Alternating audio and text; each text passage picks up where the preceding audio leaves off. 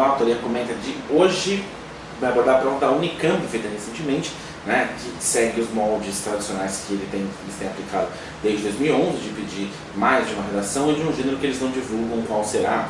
Dessa vez foi pedido para que o candidato realizasse uma síntese e uma carta convite. Se isso pode ser estranho no primeiro olhar, mas o que seria uma síntese, porque uma carta convite, não foram, por mais que os contextos possam ser complicados, mas não foram necessariamente que exigissem um conhecimento extrínseco à proposta extremamente elevado dos candidatos, mas sim uma boa leitura daquilo que foi as exigências do tema.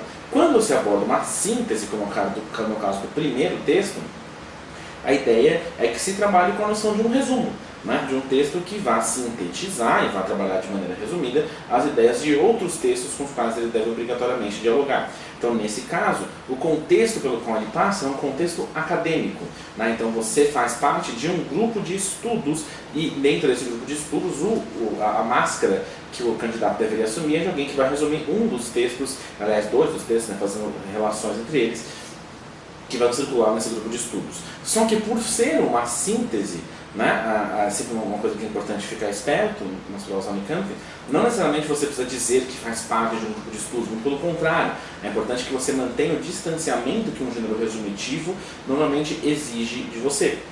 Tá? Então, não dizer, eu faço parte de um grupo de estudos e gostaria de resumir o texto tal. Não, se é uma síntese, você já parte para aquilo que é resumido de maneira geral. O que é interessante é que, além do contexto escolar que serviu para as duas propostas, essa primeira proposta, ela caiu com um tema que é interessante, que é a questão da humanização do processo de saúde, que é um tema que a gente na área da redação chama de tema médico. Né? E como é claro que as disputas pelas vagas da Faculdade de Medicina são vagas extremamente competitivas e tudo mais, isso não deixa de ser um fator também novo na prova da Unicamp e também bem interessante. Como propósito, como aquilo que você deveria fazer no primeiro tema, era necessário você definir o conceito do que seria a tal da humanização da saúde, e aí o primeiro texto da coletânea tinha isso de maneira muito clara, né?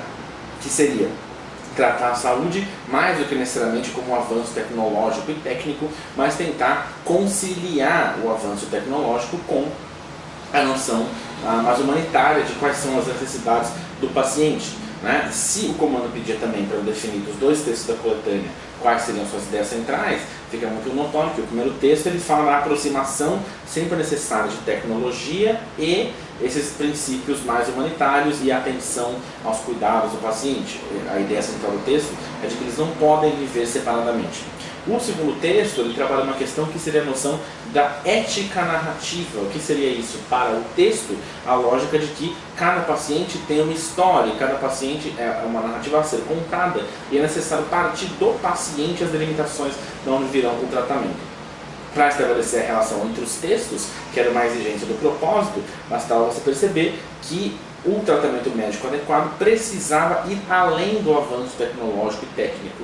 É necessário ir além do diagnóstico e construir, na verdade, diagnósticos que sejam respaldados por uma visão humanitária da questão médica. Tá? O que eu acho que é importantíssimo ressaltar é que o nome do gênero síntese ele é apenas uma maneira de tornar mais acadêmica a noção de resumo, e por ser um resumo você não se colocava, né, explicitamente como parte desse membro do grupo. Era importante que você soubesse que o texto ia circular nesse meio de produção. O segundo texto já pedia a que você assumisse de maneira mais explícita essa máscara, né, que era a máscara de um grupo de alunos na escola que deveria escrever uma carta convite sobre a questão de conversas para resolver conflitos, né, baseado num texto que a coletânea dava sobre o excesso de conflitos que existe dentro da comunidade escolar entre professores e alunos.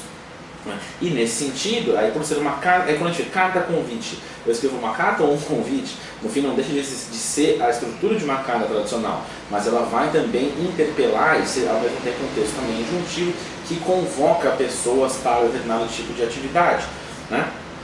E aí nesse caso é importantíssimo sim que se assuma a figura dessa pessoa que pertence ao grupo de alunos, tanto que no propósito, a proposta vai pedir para que você assinasse como membro do grupo, aliás, em nome do grupo, né?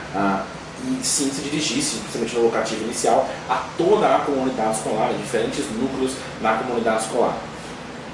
Para atingir aquilo que a proposta esperava, é necessário convencer não só a necessidade dessa questão de conversas para resolver os conflitos escolares, mas convencer os membros da comunidade escolar a participar da reunião que seria feita pelo grupo, né? E para conseguir argumentar visando a isso, era necessário utilizar a matéria que vinha logo abaixo, pensando em argumentos como, por exemplo, os dados que comprovam a ausência de diálogo, ou mesmo a noção de que as punições que as escolas normalmente adotam, elas apenas ampliam a noção de que conflitos são a forma de resolução de qualquer tipo de questão dentro do ambiente escolar. A ideia é partir para um diálogo.